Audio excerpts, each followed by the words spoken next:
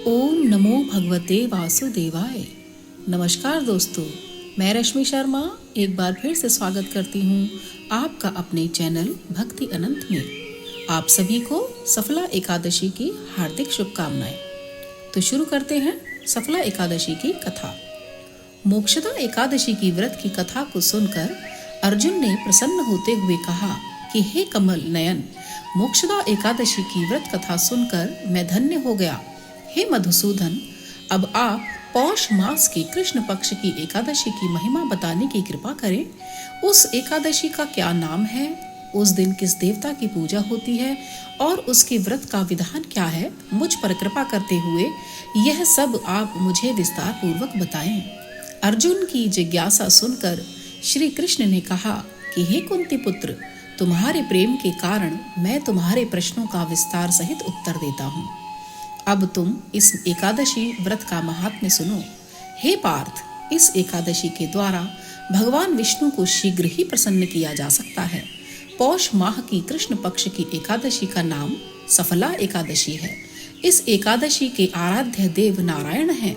इस एकादशी के दिन श्रीमन नारायण जी की विधि के अनुसार श्रद्धा पूर्वक पूजा करनी चाहिए। हे पांडुनंदन, इसे सत्य जानो कि जिस तरह नागों में शेषनाग, पक्षियों में गरुण, ग्रहों में सूर्य और चंद्र, यज्ञों में अश्वमेध और देवताओं में भगवान विष्णु श्रेष्ठ हैं, उसी प्रकार व्रतों में एकादशी का व्रत श्रेष्ठ है। हे अर्जुन, एकादशी का व्रत करने वाले व्यक्ति भगवान श्री हरि को अति प्रिय हैं। इस एकादशी में नींबू, नारियल, नैवेद्य आदि अर्पण करके भगवान नारायण की पूजा करनी चाहिए। मनुष्य को 5 सहस्त्र वर्ष तपस्या करने से जिस पुण्य का फल प्राप्त होता है, वही पुण्य श्रद्धा पूर्वक रात्रि जागरण सहित सफला एकादशी का उपवास करने से मिलता है। हे कुंती पुत्र, अब तुम सफला एकादशी की कथा ध्यान पूर्वक सुनो। प्राचीन समय में चंपावती नगर में महिष्मान नामक एक राजा राज्य करता था।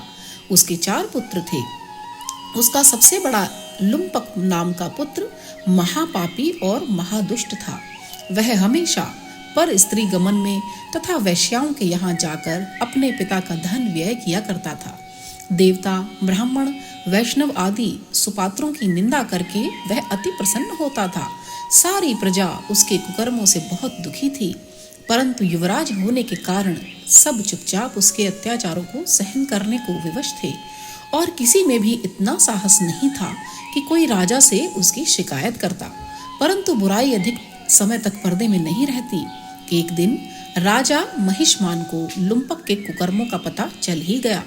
तब राजा अत्यधिक क्रोधित हुआ और उसने लुम्पक को अपने राज्य से निकाल दिया। पिता द्वारा त्यागते ही लुम्पक को और सभी ने भी त्याग दिया। अब वह सोचने लगा कि मैं क्या करूं, कहाँ जाऊं। अंत में उसने रात्रि को पिता के राज्य में चोरी करने की मन बनाई। वह दिन में राज्य से बाहर रहने लगा और रात्रि को अपने पिता की नगरी में जाकर चोरी तथा अन्य बुरे कर्म करने लगा। रात में वह जाकर नगर के निवासियों को मारता तथा कष्ट देता। वन में वह निर्दोष पशु पक्षियों को मारकर उनका भक्षण किया करता था। किसी रात जब वह नगर में चोरी आदि करते पकड़ा भी जाता तो राजा के डर से पहरेदार उसे छोड़ देते थे। कहते हैं कि कभी कभी अनजाने में भी प्राणी ईश्वर की कृपा का पात्र बन जाता है। ऐसा ही कुछ लुम्पक के साथ भी हुआ। जिस वन में वह रहता था वह वन भगवान को भी बहुत प्रिय था। उस वन में एक प्राचीन पीपल का वृक्ष था तथा उस वन को सभी लोग देवताओं का क्रीड़ा स्थल मानते थे। वन में उसी पीपल के वृक्ष के नीचे महापापी लुम्पक रहने लगा था। कुछ दिन के बाद पौष मास के कृष्ण पक्ष की दशमी के दिन वस्त्रहीन होने के कारण लुम्पक तेज ठंड से मूर्छित हो गया। ठंड के कारण वह रात को सो न सका और उसके हाथ पैर अकड़ गए। वह रात बड़ी कठिनता से बीती, किंतु सूर्य के उदय होने पर भी उसकी मूर्छा नहीं टूटी। वह ज्यों का त्यों पड़ा रहा। सफला एकादशी की दोपहर तक वह पापी मूर्छित ही पड़ा रहा। जब सूर्य के तपने से उसे कुछ गर्मी मिली, तब दोपहर में कहीं उसे होश आया और वह अपने स्थान से उठकर किसी प्रकार चलते हुए वन में भोजन की खोज में फिरने लगा। उस दिन वह शिकार करने में असमर्थ था, इसलिए पृथ्वी पर गिरे हुए फलों को लेकर पीपल के वृक्ष के नीचे गया। तब तक भगवान सूर्य अस्तांचल को प्रस्थान कर गए थे। भूखा होने के कारण भी वह उन फलों को नहीं खा सका, क्योंकि कहाँ तो वह नित्य जीवों को मार कर उनका मांस खाता था और कहाँ ये फल। उसे फल खाना तनिक भी अच्छा नहीं लगा। अतः उसने उन फलों को पीपल की जड़ के पास रख दिया और दुखी होकर बोला कि हे ईश्वर, यह फल आपको ही अर्पण हैं। इन फलों से आप ही तृप्त हों। ऐसा कहकर वह रोने लगा और रात को उसे नींद नहीं आई। वह सारी रात रोता रहा। इस प्रकार उस पापी से अनजाने में ही एकादशी का उपवास हो गया। उस महापापी के इस उपवास तथा रात्रि जागरण से भगवान श्री हरि अत्यंत प्रसन्न हो गए और उसके सभी पाप नष्ट हो गए। सुबह होते ही एक दिव्य रथ अनेक सुंदर वस्तुओं से सजा हुआ आया और उसके सामने खड़ा हो गया। उसी समय आकाशवाणी हुई कि हे युवराज, भगवान नारायण के प्रभाव से तेरे सभी पाप नष्ट हो गए हैं। अब तू अपने पिता के पास जाकर राज्य प्राप्त कर।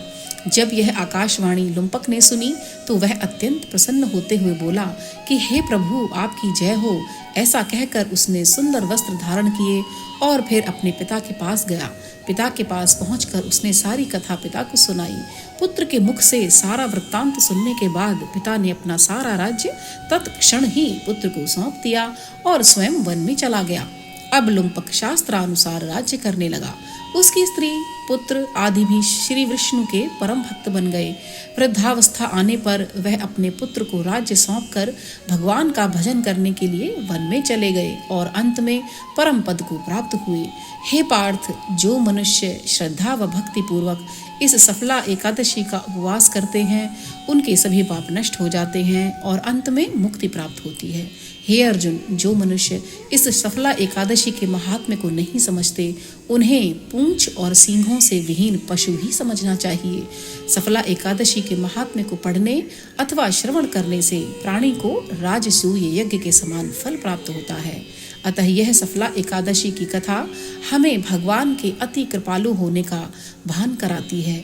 यदि कोई मनुष्य अज्ञानवश भी प्रभु का स्मरण करे तो उसे पूर्ण फल की प्राप्ति होती है।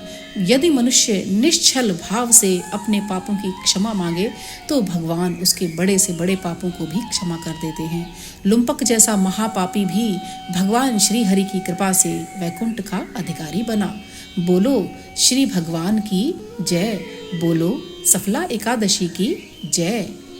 इसी के साथ वीडियो यहीं समाप्त करती हूँ। आप सभी का दिन मंगलमय और शुभ हो। दोस्तों, वीडियो पसंद आए तो लाइक और कमेंट अवश्य करें और हाँ, सब्सक्राइब करना ना भूलें।